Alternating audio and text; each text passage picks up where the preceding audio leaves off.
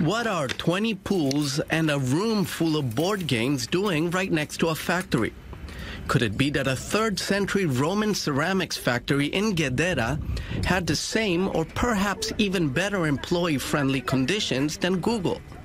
Archaeologists of the Israeli Antiquities Authority are trying to find the answer to the question. We are not only speaking here about a ceramics industry, but also about a water industry. We are trying not to use the word spa, but it might be something similar. We have 2 bathing rooms with more than 20 pools of different temperatures and sizes, big and small, built in a beautifully aesthetic way, connected to each other through different canals.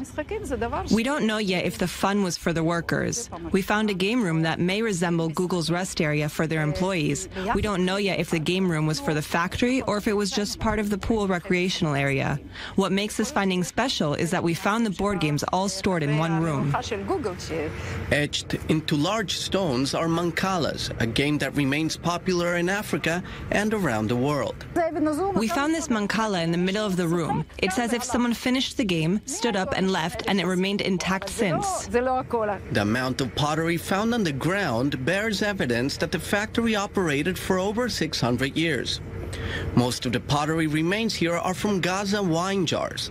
Fingerprints of the workers can be found on the pottery, while a wine pressing system was also found on the site.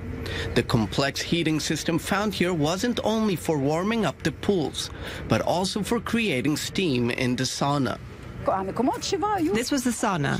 The stones used to be up to here. People would sit on the floor around the walls. This wouldn't be the first time we find a place of fun right next to an industrial area.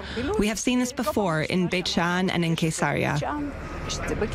For many historians, modern-day Gedera is associated with a number of ancient settlements, including Gedor, which appears on the famous Madaba map of the Holy Land. The recent findings are likely to encourage more excavations in the area.